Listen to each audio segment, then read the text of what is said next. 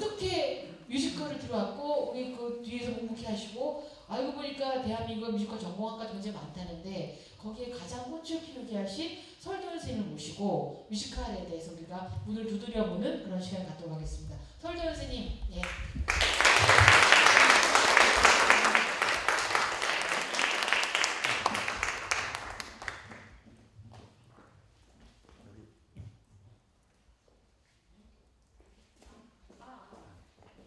켜져 있죠? 아니 직접 강의를 하시는 게 훨씬 네, 반갑습니다. 저 너무 멋있게 소개를 해주셔가지고 네, 감사드리고 좀 뮤지컬 제작자 설도현입니다. 이제 사실은 좀 전에 유인경 국장님 말씀하셨지만 80년, 90년까지만 하더라도 프로듀서라는 개념도 없었어요. 왜냐하면 그 앞에 뭘 수식을 붙여야 돼요. 우리는 프로듀서 하면 executive 프로듀서, chief 프로듀서 이렇게 뭘 자꾸 앞에다 붙여요. 근데 사실은 거기서 최고는 앞에 아무것도 없습니다. 그냥 프로듀서입니다. 그래서 제가 2000년에 처음으로 제가 프로듀서라고 다 대표였었어요. 무슨 대표였는데 프로듀서라는 말을 처음 그때 제가 뮤지컬 프로듀서라고 했더니 지금은 이제 다 프로듀서로 다 됐고요. 사실 아까 잠깐 그 말씀 하시니까 저도 너무 옛날 생각이 나더라고요. 격세지감 느끼고 제가 어제 사실은 이게 너무 좀 앞번에 제가 광고 같은 느낌이 들어서 죄송합니다. 자료를 좀 급하게 만드느라고 근데 광고를 붙여가지고 그 어제 이제 지저스 크라이스트 슈퍼스타 극장에서 제가 리허설 할 때 가서 봤는데 그 정선아 제가 되게 좋아하는 배우긴 합니다만 정선아 씨가 이제 I don't know how to love him을 딱 부르는데 제가 막 지금까지 브로드에서도 보고 웨스트엔드에서도 보고 미국 투어, 유럽 투어 다 봤는데 I don't know how to love him 보면서 운 건 처음이에요. 그래서 정말 우리나라 배우들이 정말 잘한다. 이렇게까지 실력을 이런 대단한 배우들이 이제는 많이 생겼다는 자체가 이게 역시 뮤지컬이 이제 산업이다라는 생각이 더 저는 이제 실감을 했었어요. 오늘은 사실 좀 다양한 분들이 오셨다고 해서 이렇게 짧은 시간이지만 A에서 Z까지 좀 골고루 이렇게 말씀을 좀 드리고 싶고요. 우선 사실은 이제 역사하면은 너무 책도 많고 뮤지컬 역사가 너무 많습니다. 그래서 아마 한 번씩은 책을 한 번씩 보셨었거나 아니면 익히 많이 들어보셨기 때문에 그런 구태의연한 역사 말고 제가 생각한 그 뮤지컬의 역사 그거를 좀 제가 한번 말씀을 드리고 싶어요. 우선 뮤지컬은 어떻게 생겼냐 그러면 대부분은 이제 영국 산업혁명 이후에 이제 미국으로 넘어오면서 미국의 역사와 함께 뮤지컬이 시작이 됐다 이렇게 얘기하거든요. 근데 사실 이게 예술적으로 보면 저는 세계사적으로 봤을 때 제가 생각하는 건 큰 세 번의 어떤 역사적 전환점이 있었다고 봐요. 그 첫 번째는 너무 잘 아시겠지만 르네상스가 있었기 때문이고 그 다음에는 이제 프랑스 혁명입니다. 왜냐하면 프랑스 혁명은 어떻게 보면 이 민중이 중심이 되고 그리고 어쨌든 이 프랑스 혁명 이후에 영국 산업혁명이 만들어지면서 이 오페라나 이런 순수 예술이 변환점을 가져옵니다. 그래서 사실 예술이라는 것은 그 귀족의 전유물이거든요. 그러니까 일반인들이 즐길 수가 없었습니다. 천민들은 더더군다나 즐길 수가 없었잖아요. 근데 영국 산업혁명 이후에 급속히 그런 어떤 문화적 욕구가 분출을 해서 어떤 예술이 또는 오페라의 어떤 장르가 조금씩 변하기 시작했다는 겁니다. 근데 굉장히 크게 변한 겁니다. 어떻게 보면. 그래서 오페라타가 이제 이런 애드립이 이제 합쳐지면서 그러면서 이제 뮤지컬이 됐다. 그게 이제 근간인 것 같고요. 그리고 이제 역시 뮤지컬은 미국의 역사인데 미국의 역사는 뮤지컬이 영화가 총천연색 영화가 나오면서부터 급격히 발전했다. 저는 그렇게 봅니다. 지금부터 제가 드린 말씀은 책 있는 얘기가 아니고 제 이론이니까 반론을 제기하고 싶으셔도 꼭 참으세요.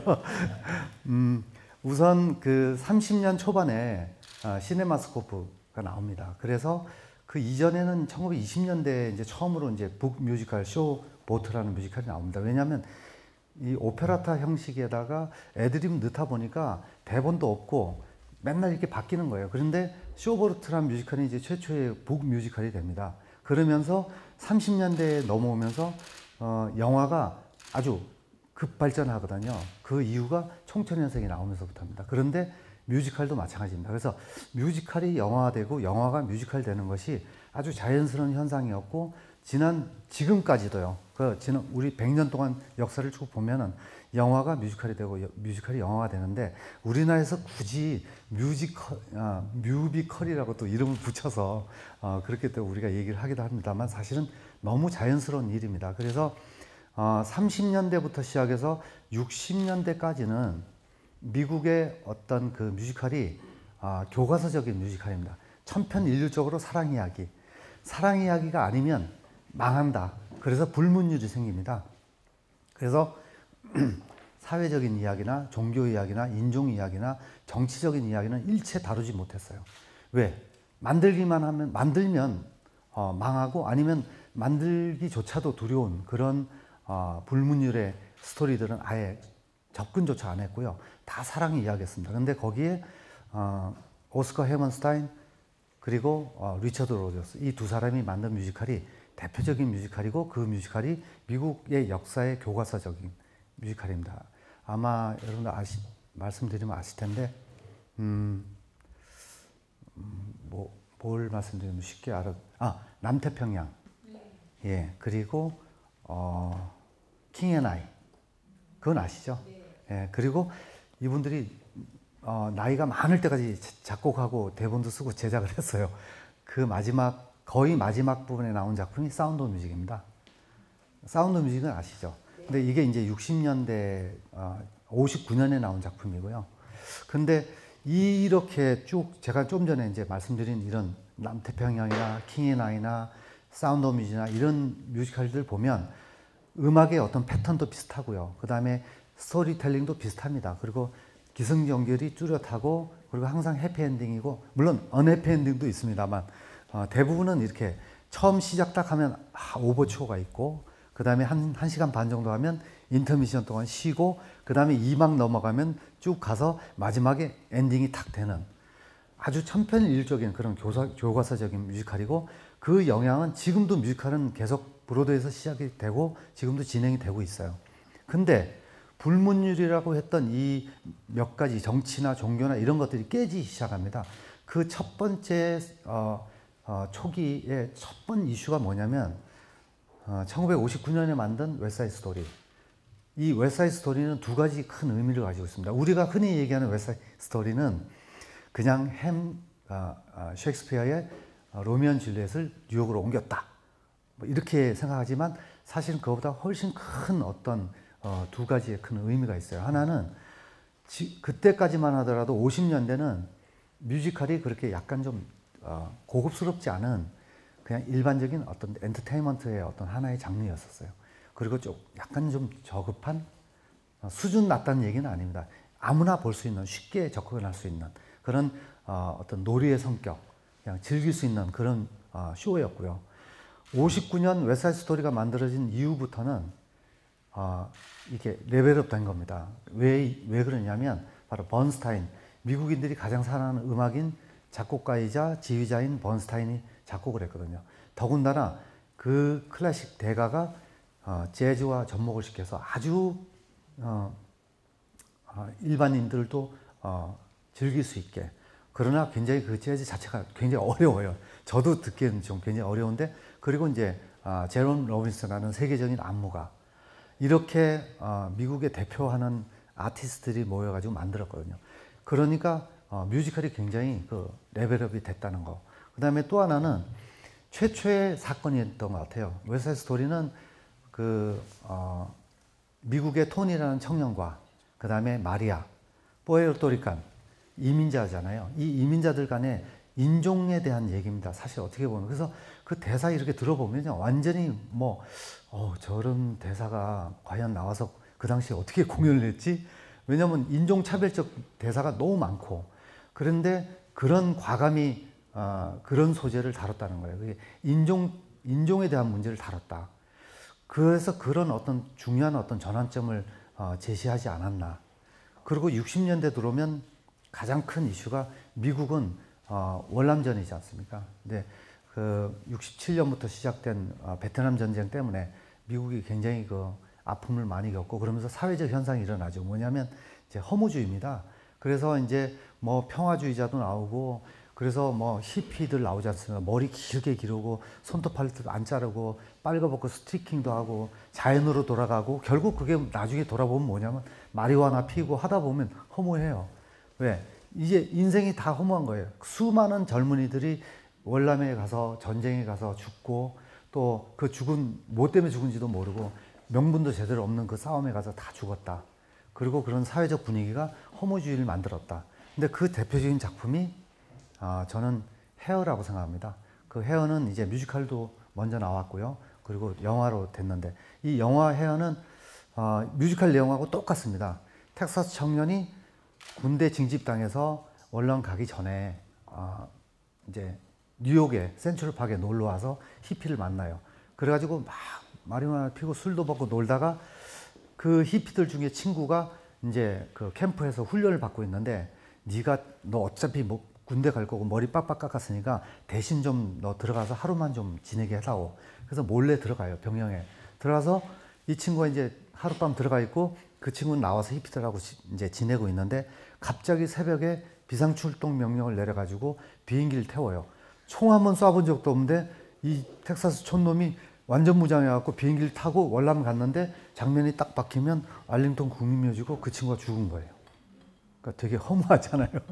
그러니까 이런 허무주의의 대표작이라고 저는 생각을 하는데 그래서 60년대 들어오면서 큰 어떤 그런 전쟁, 사회적 어떤 현상에 대해서 뮤지컬이 받아들이기 시작했다. 그러면서 뮤지컬들이 막 이제 바뀌기 시작해요.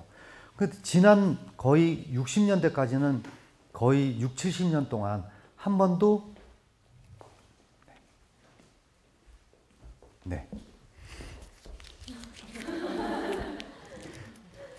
지난 미국 역사 동안에 50년, 60년 동안 변화하지 않던 뮤지컬이 갑자기 변화합니다. 보니까 한 10년 텀으로 변하더라고요. 한 60년 그 월남전 이후부터 한 10년 텀으로 이렇게 변하는 걸 저는 발견을 했어요. 그래서 그런 큰 모티베이션을 주는 그런 사회적 현상이나 정치적 현상 이런 것들이 있는데 60년대는 헤어가 가져다 준 어떤 역할이었다고 보고요. 그 다음에 70년대에 가장 큰 그 계기는 어떤 거냐면 앤드루 로이드 웨버입니다. 여기 지금 지저스 크라이스트 슈퍼스타 오페라 유령 캐츠, 위키드는 아니고요. 위키드는 완전 미국 브로드웨이 작품이니까. 근데 이 앤드루 로이드 웨버가 71년에 지저스 크라이스트 슈퍼스타를 썼어요. 23살 때. 그리고 2시간이 넘는 송스루의 뮤지컬을 썼고요.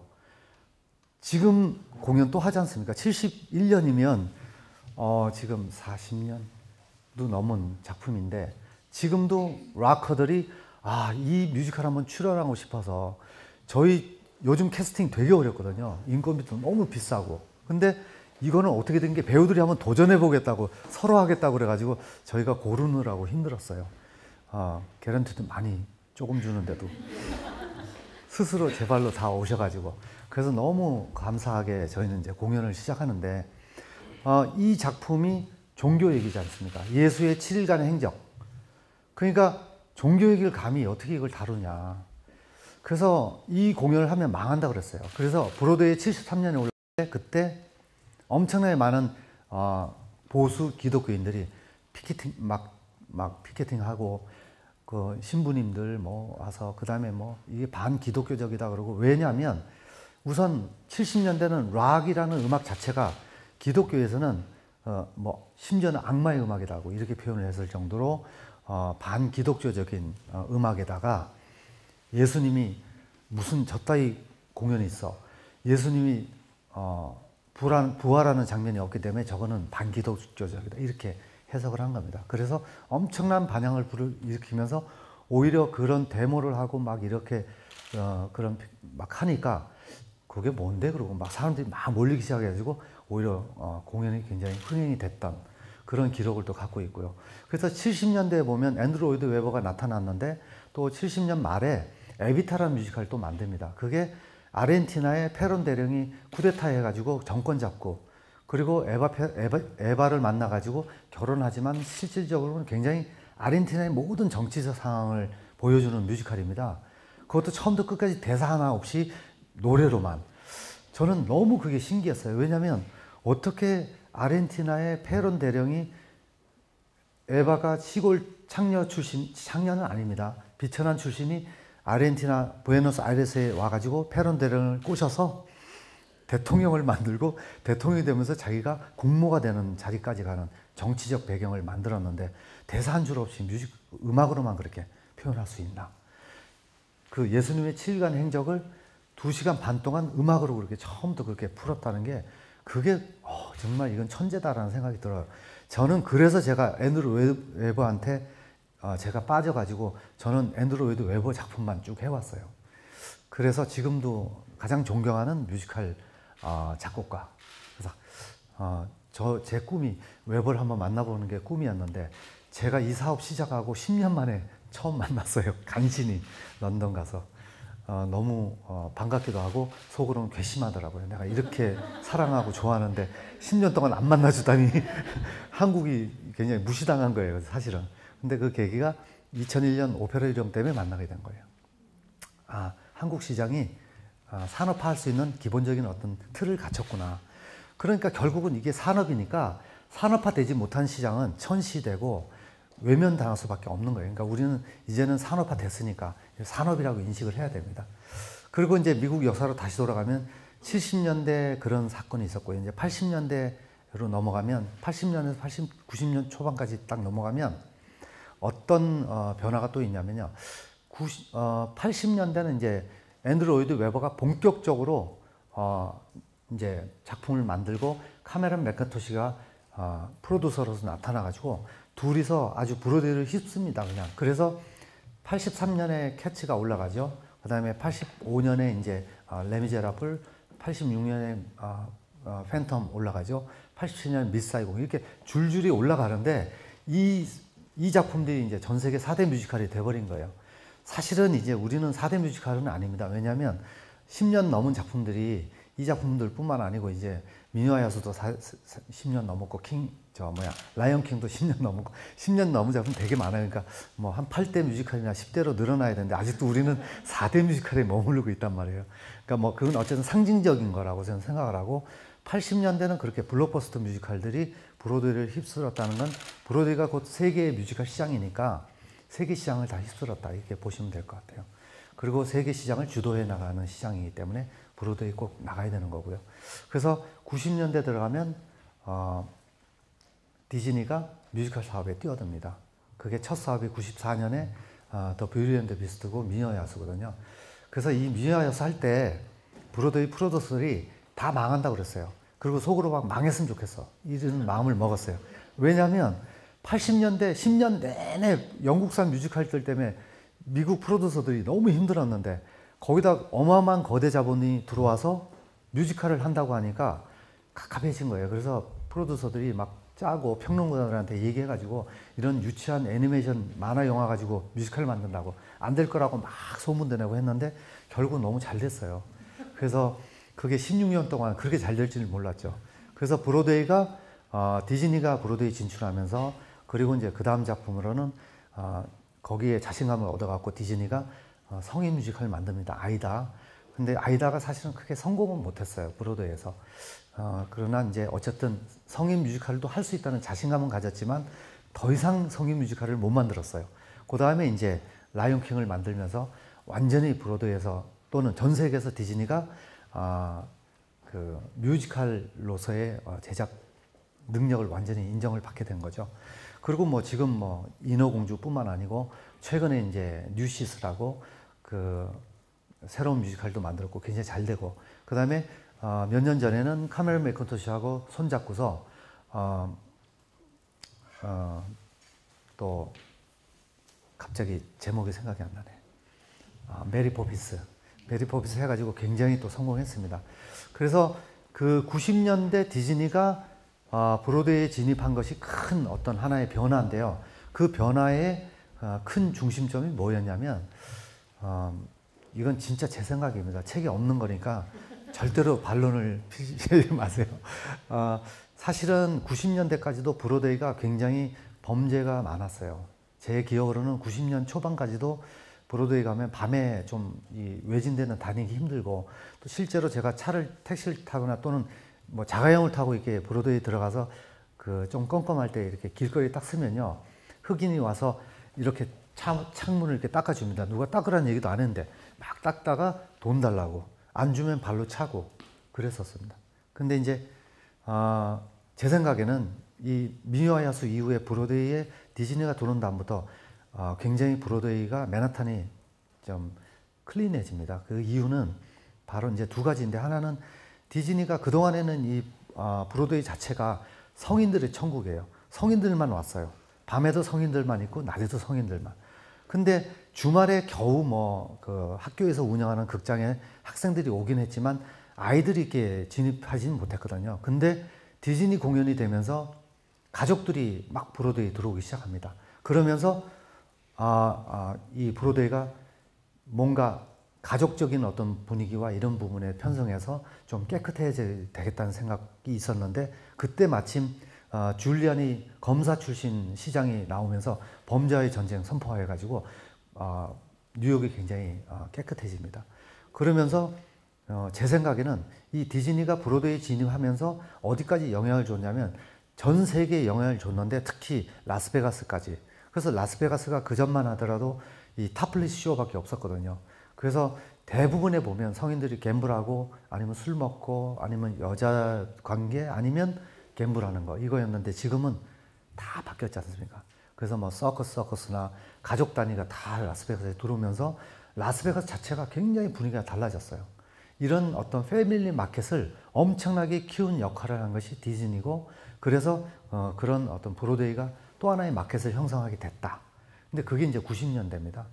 그는 이제 2000년대 들어오면 2001년 9월 11일 날 월트레이드 센터가 테러를 당하지 않습니까? 그래서 제가 2001년 9월 10날 JFK 공항에 내려가지고 저도 죽을 뻔했는데 저 한 4, 5일 동안에 계속 폭탄이 있다고 그래가지고 자려고 하면 막 배를 울리고 그래서 막 뛰어다니고 잠 한숨도 못 자고 완전 제가 이제 패닉 상태가 됐었어요. 제가 그때 생각하고 우는 건 아니고요. 눈물 과다 분비 현상 때문에. 그래서 한 4, 5일 막 도망 다녔는데 눈이 퀭해지고 아무 생각이 없더라고요. 그리고 밤에 행방불명된 사람들 촛불 켜놓고 사진 막 붙어있고 완전 유령의 도시였고 전화도 안 되고, 왜냐면 그 월트레이드 센터 위에 그 이동통신 그 안테나가 다 무너져 버렸기 때문에 안 되고 막 그러면서 4일 만에 이제 그 외곽으로 나가는 지하철 하나가 열려갖고 제가 이제 지하철 타고 나가서 잠시 피했다가 다시 돌아왔어요.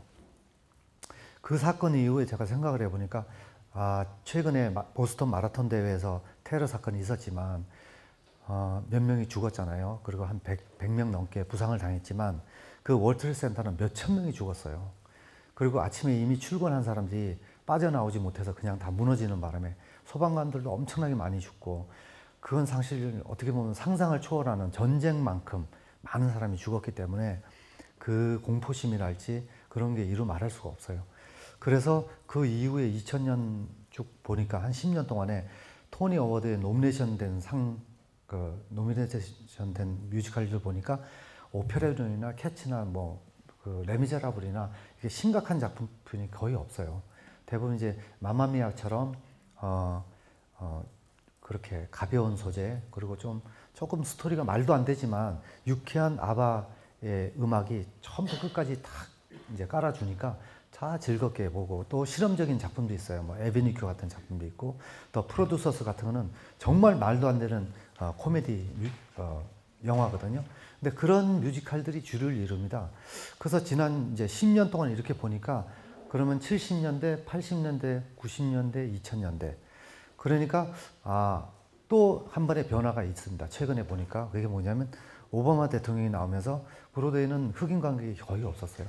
제가 지난 20년 동안 브로드웨이에서 작품 봤는데 극장에 흑인 관객 거의 못 봤어요. 근데 아주 특별한 케이스 빼고는, 그런데 이제 브링 더 노이즈, 브링 더 펑크 같은 그런 그 흑인 탭을 중심으로 한 쇼 뮤지컬인 경우에는 흑인들이 되게 많았어요. 흑인들이 출연해줘야 되는데 흑인이 안 나오니까 이 흑인 관객이 없는 거죠. 그리고 그 옛날에는 흑인들은 극장에 올 생각도 못 했어요.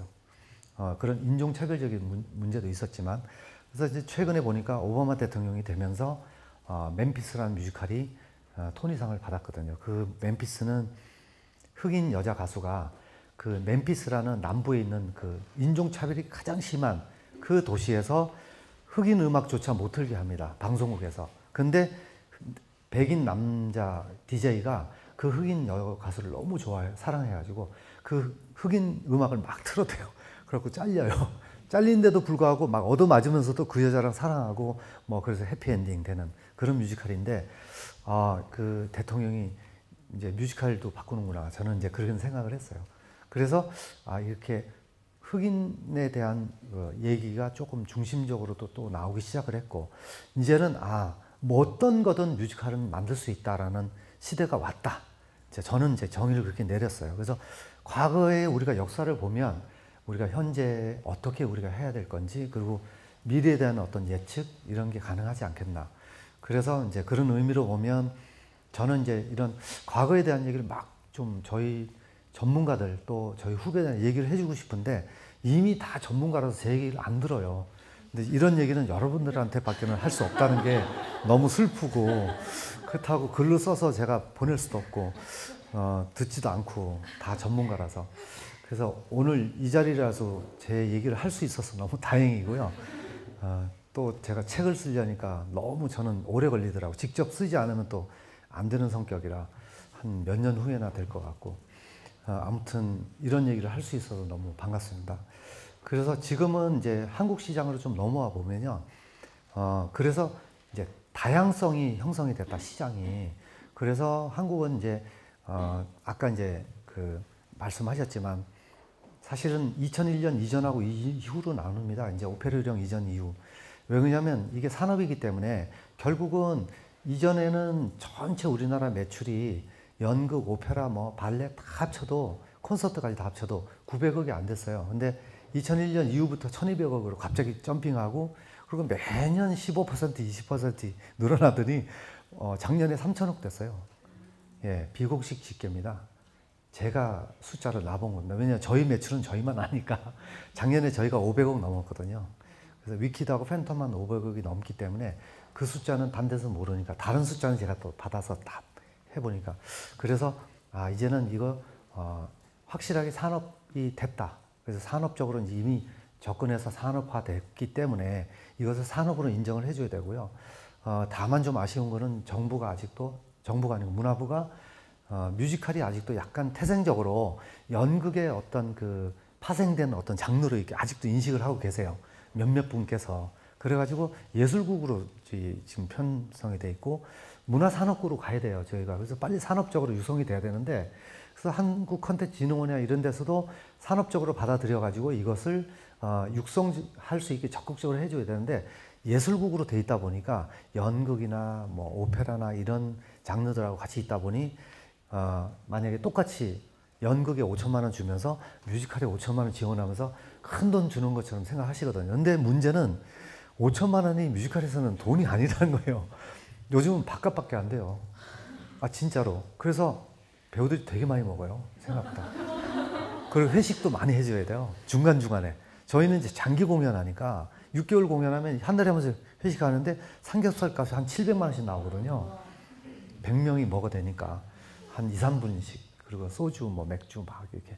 그래서 이거 밥값만 지원하면은 우리는 다른 장르하고 엄청나게 다른데 산업적으로 가야 되는데, 보내달라고 제가 문화부 몇 번 찾아갔는데 아직도 별로 이렇게 대답이 없어서 좀 답답해서 제가 요즘 국회도 다닙니다. 그래서 약간 좀 몰래 다녀요. 혹시 제가 정치하고 싶어서 그런지 알고 그러면 안 되니까 저는 전혀 관심이 없는데. 그래서 어쨌든 굉장히 다양성을 지금 요구하고 있고 다양한 시장이 됐기 때문에 최근에 이제 우리나라 이제 이런 흐름으로 보면 그 이후에 3천억 시장까지 왔다는 것은 경제 규모로 보면 한 1조 시장이 되는 거예요. 보통 브로드웨이가 1조 시장이거든요. 티켓 매출만. 근데 웨스트엔드가 1조 2천억 또는 많을 땐 1조 4천억. 근데 환율 때문에 왔다 갔다 합니다. 9천억 될 때도 있고요.